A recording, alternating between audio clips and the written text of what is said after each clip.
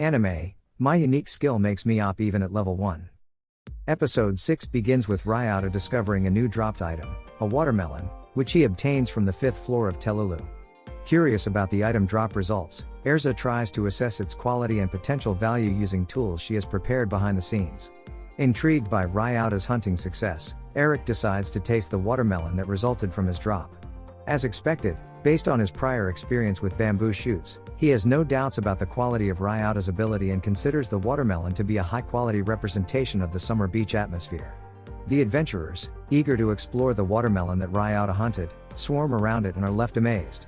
Erza immediately sees a new opportunity to secure an exclusive contract for Ryota's watermelon, and her proposal is promptly accepted due to her previous passive income from bamboo shoots and now the branded watermelon. Later, Erza, aware that Ryota has progressed to dungeon floors 5 and above, suggests that he should obtain a license for floors 6 and beyond. Without the license, adventurers cannot enter the higher floors dungeons, as the increasingly challenging monster levels pose a significant danger. Owning a dungeon license allows them to purchase dropped items from floors 6 and above without worry. Conversely, those without licenses should not expect to be able to buy items dropped on floors 6 and above. Ryota and Emily head to the dungeon license office in the city of Sekro, hoping to pass the requirements and explore floors 6 and above without obstacles. Upon entering the license office building, Ryota approaches the officer responsible for issuing licenses and promptly expresses his desire to obtain the dungeon license as soon as possible. The officer, who inquires about Ryota's accomplishments, falls silent when Ryota mentions his 5th floor drop, which yielded a watermelon. Recognizing that Ryota's achievements meet the criteria, the officer immediately fetches a melon to summon a monster, with the intention of testing Ryota's abilities, albeit in a somewhat annoying manner. The officer initially underestimated Ryota's abilities, as no one had obtained a license to explore floors 6 and above in the Telulu dungeon until now. The bait was set, waiting for the melon to transform into a wild monster. After a short while, the melon transformed into a steel slime. Ryota, who had been waiting to confront it, attempted to fight the steel slime barehanded and managed to push it back, although his hand was hurt from the impact. He then attempted a series of attacks using his ice and fire bullets. Starting with the fire bullet, which caused heat to spread in all directions, he used the ice bullet to halt the steel slime's movement. Observing the immobile slime, Emily suggested that Ryota quickly complete the license test. However, Ryota, understanding the theory that extreme temperature changes can make metal brittle, applied the fire bullet attack first and then followed up with the ice bullet. This approach proved successful as the theory held true, and he defeated the steel slime using both elements from his special bullets. Initially doubtful of Ryota's theory, Emily was amazed by the fitting outcome. Even the dungeon license examiner was impressed, as Ryota's method exceeded their expectations. Finally, Ryota successfully obtained the Telulu dungeon license for the 6th floor, leaving the license examiner impressed, something that hadn't happened in the past 10 years. By completing his test, Ryota believed that the future of Sekro would become brighter. Speaking to himself, Ryota acknowledged the need for several preparations he considered challenging to realize easily.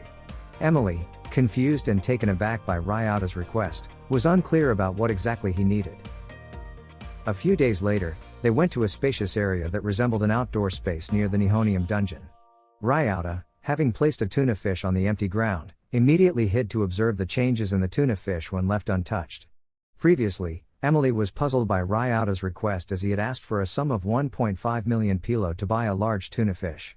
However, since this experiment held great value for Ryota, he had high hopes for the outcome. Unbeknownst to them, the gorilla that had previously appeared and rampaged in the city of Sekro originated from the drop item of the tuna fish when placed outside the dungeon area. Ryota's expression was clearly visible, as he was confident that the item he would receive would be the same as before. Ryota attacked the gorilla with an ice bullet to halt its movements and easily defeated it. The experiment was successful, as Ryota obtained the exact same weapon he had received when he defeated the gorilla in the city of Sekro previously. Emily was scared as Ryota was using 2 identical firearms, fearing it would turn him into a criminal. However, Ryota assured her that he wouldn't become like that as long as Emily was by his side. In the Adventurers Guild office, Ryota was selling sprouts to Erza. However, upon seeing Erza looking gloomy, he inquired about what had happened. Erza explained that there was a strike affecting the supply of rice, which is obtained from the 6th floor of the Silicon Dungeon. The Adalbert group was responsible for this strike. If the rice prices in Sekro were not raised, they threatened to halt the rice supply. Unable to stay passive, Ryota decided to venture into the Silicon Dungeon. Outside the dungeon's entrance, a crowd had gathered, and even Neptune was present. Neptune greeted Ryota, as they shared the same goal of stopping the rice supply boycott initiated by the Adalbert group. The reason behind their boycott was that only those who were capable of exploring the 6th floor were allowed to join, leading to the formation of a larger group. Neptune arrived upon the request of a merchant from Sekro City, with the intention of dismantling the Adalbert group due to their excessive behavior. Ryota asked Neptune to hand over his task, allowing him to experiment with his 2 weapons. Once on the 6th floor, the Adalbert group, who had been blocking anyone from entering, quickly confronted Ryota, who had just arrived. Knowing they would attack if he didn't leave, Ryota was prepared, holding both pistols and ready to strike. The Adalbert group, feeling threatened, began calling their teammates to attack Ryota. Calmly, Ryota fired both healing bullets, which, when combined, turned into a sleep-inducing bullet, causing the Adalbert group to fall asleep instantly. Neptune, curious about Ryota's weapons, inquired about what he was using and what caused them to fall into such a deep sleep. Ryota explained that due to his possession of identical new weapons, he tried firing 2 healing bullets at once, causing the previously fired bullet to combine and create a new negative status effect, the sleep-inducing bullet. He considered this a new potential he possessed, enabling him to combine various types of bullets for experimentation. Ryota recounted when they went to the arsenic dungeon to test his bullet experiments by combining different types of bullets he had. The result of combining fire and ice bullets led to the creation of a destructive bullet. He tried several bullet combinations to observe their effects on specific monsters. Impressed by Ryota's explanation, Neptune understood that combining the 2 healing bullets created a sleep-inducing bullet when exposed to the smoke effect. Having defeated the Adalbert group, Ryota invited Neptune to help remove them from the dungeon. Though Neptune grumbled, he had no choice but to assist, as there were too few people available to escort all the Adalbert members out of the dungeon. Clint Gray, a dungeon head in Sekro City, asked for Ryota's help to gather information and engage in battle to acquire a new dungeon by challenging the neighboring city, Hetero. Ryota, initially puzzled by the dungeon takeover battle, was explained the situation by Clint. There was a new dungeon located right in the middle of the border between Sekro and Hetero. The plan was to collect information on dropped items within the dungeon. If the dropped vegetable items outweighed the meat items, Sekro would claim the dungeon. However, Ryota was skeptical about the drop item ratio determining ownership of the dungeon. This skepticism sparked Clint's anger, as the purchased drop items would be taxed, and dungeon ownership would make a significant economic difference for the city. Ryota, unaware of these intricate details, apologized for not realizing the extent to which the dungeon could impact the city's economy.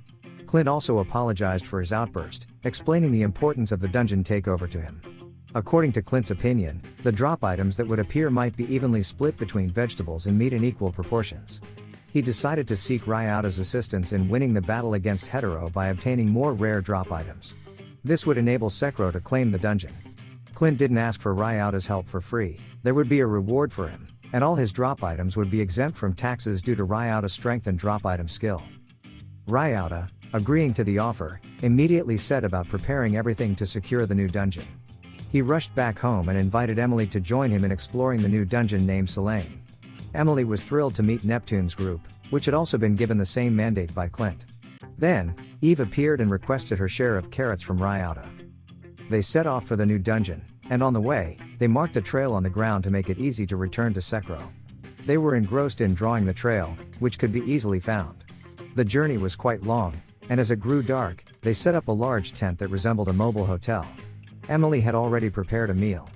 Ryota was puzzled, as all of Emily's belongings seemed to fit into her large backpack.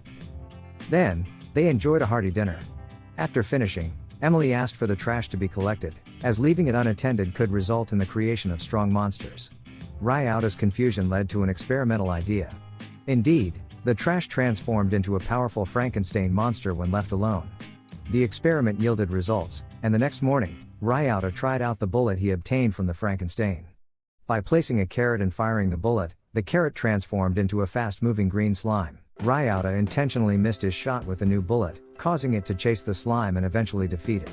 Emily immediately inquired about the bullet Ryota had just used, and he named it the tracking bullet, explaining that once fired, it would pursue its target until it hit. Upon arriving at the entrance of the Selene dungeon, they saw piles of garbage, which worried Emily. If not disposed of properly, it could become a time bomb and spawn numerous monsters like Frankenstein. Ryota noticed a beautiful woman who appeared very exhausted due to using her fire magic to burn the garbage. He felt pity for her, seeing that the nearly uncontrollable trash production was burdening her and could potentially lead to her collapsing from magical energy exhaustion and fatigue. Her appearance reminded him of Ryota's own job back when he was alive, prompting him to rush to her aid.